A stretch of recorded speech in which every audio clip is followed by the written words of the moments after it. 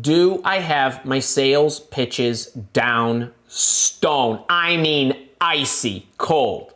What are my sales pitches? Your sales pitches are your sales stories. Those are also known as your interview responses. So when you get asked a question, do you have your responses down?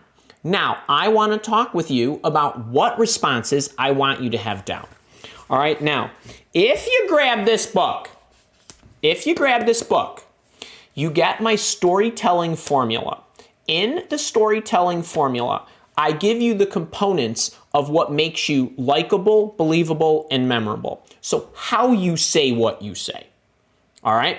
And it talks about the different things I want you to keep in mind, keeping it short and simple, talking in their language, making yourself believable using details, the organization to the story, things of that nature. It's all in here, okay? But I want you to know what stories you need to tell. There's different kind of stories, and in general, we're talking about in general, we're not talking about your hard skills yet. There's the foundational, what I call 5+, okay? The foundational 5. If you know these 5 plus the bonus, you're golden. First thing you need to do when you need to figure out the stories is, what are the foundational 5? And why the foundational 5? Andy, executive recruiter here, who's hired zillions of people, can tell you that based on these 5 to 6 things, I will know immediately whether I'm going to hire somebody and if they're going to work out long term.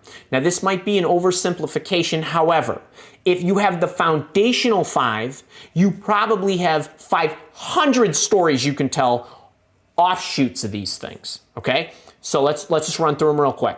Passion. What are you passionate about? If you're not passionate about what I do, forget it. I'm not hiring you. I don't care how awesome you are. Okay? So when you talk about your passion, what's important to you, what matters to you, what are you really interested in, any of that stuff is code for what's your passion. If you cannot adapt your passion to what I do, I'm not hiring you. Let me give you a story. So when you think about like the people that I would hire for Mile Walk, your passion needs to be about helping people. It doesn't need to be about being an influencer. It doesn't need to be about social media. It doesn't need to be about building IT technical training products or this or that. Okay? It needs to be about changing someone's life. And if you can show me, back it up with evidence that that's truly what you feel, that's great. I could teach you the rest. I could teach you how to post on social media. All right? I can teach you stuff. But what I can't teach is for you to care. I can't. So I need to know you come with care. Okay? If you don't, I don't, there's no way you're going to work. All right, number 2, how do you solve problems? So you got to have some analytical abilities.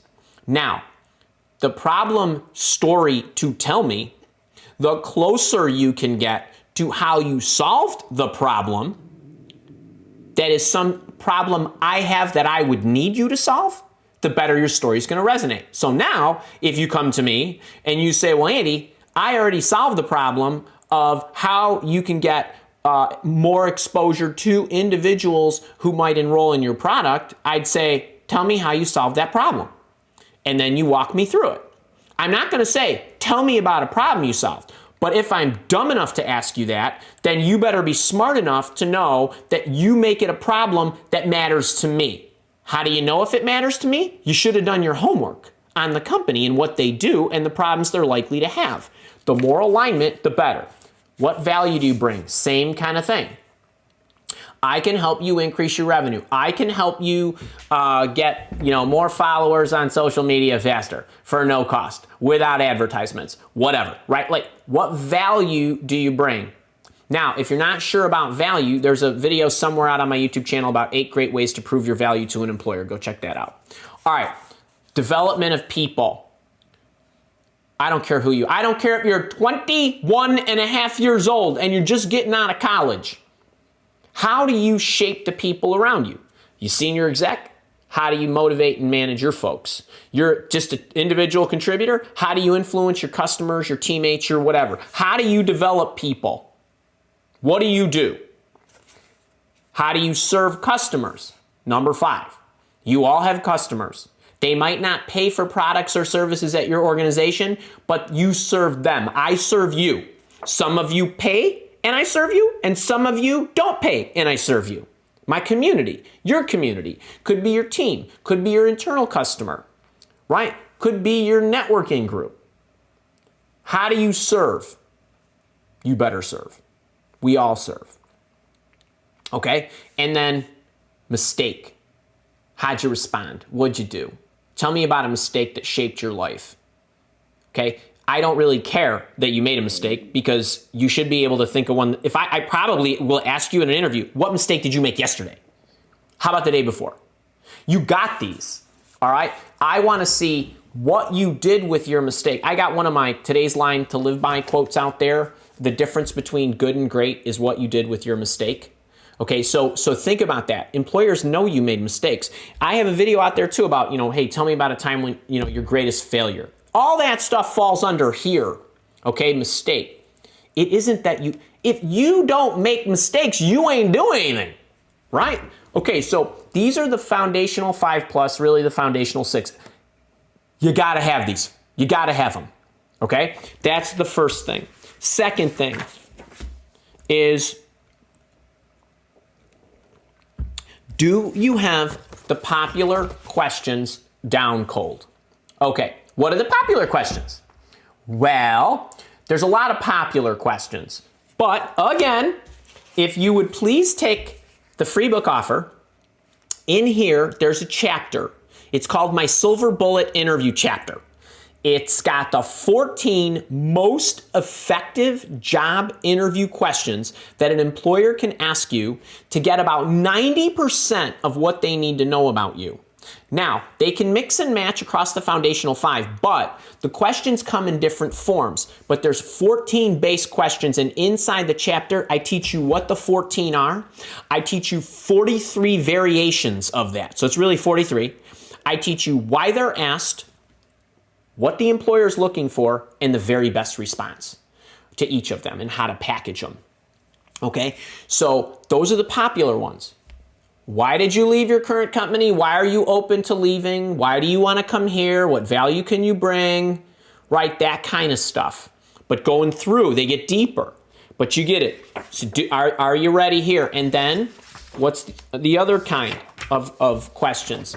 Do I have my outlines for situational questions? What's a situational question? A situational question is just like it sounds. I have this situation. It's a scenario. It's in the future. I have this customer. She's a pain in my butt. She's always complaining about this. What would you do? That's a situation.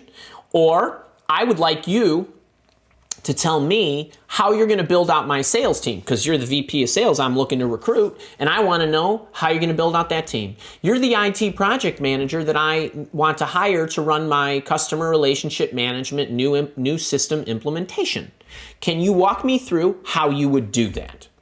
Every one of these situational questions, generally speaking, and I notwithstanding the absolutely epically stupid, what superhero do you want to be when you grow up? What was your favorite board game as a kid? These kind of ridiculous questions. Forget those for a second.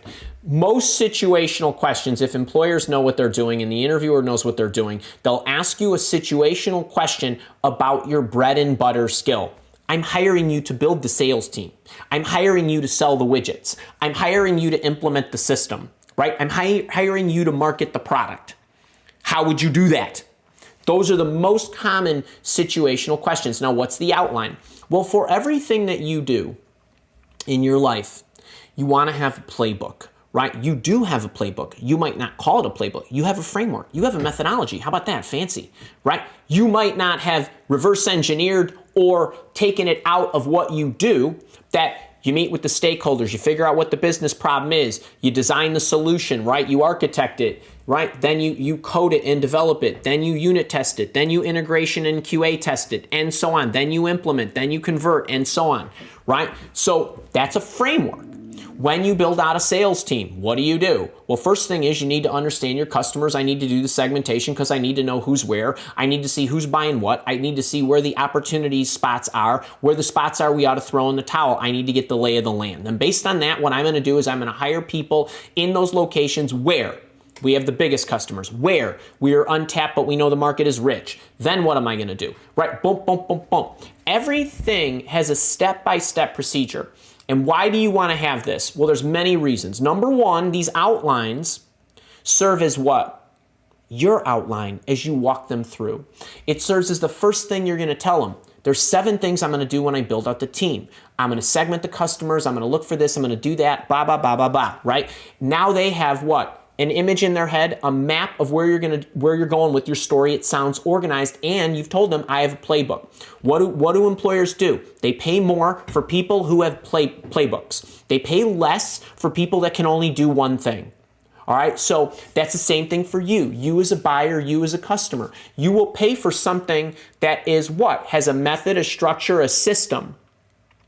Your outline is the way for you not only to demonstrate that, but to easily remember whether you're recalling something that they said, how did you implement that project? Or how would you do that project? That outline works for even a how-to, what you already did, or how you would do in the future. So you want to make sure that you have that. So what are you really looking for? You're looking to have the foundational 5 or 6. Want to make sure you got those stories.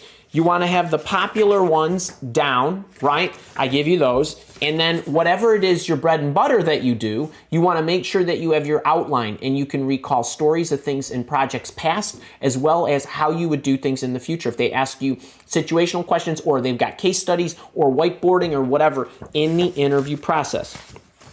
All right. Now, make sure you grab this guy. It's just a few bucks. And if you want to get this on your own, great. If you're in my leadership coaching program, you're the only ones that have access to these signed hardbounds, plus the digitals and the audios and those other things too. So grab the Hiring Prophecies too.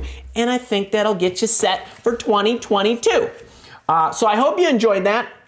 If you did, make sure to share this. Make sure you're subscribed to the channel. Please click that you liked it. And if you're here with me live, I'm going to go into the Q&A. If you are watching this on the recording, lots of luck in your search and in life in 2022.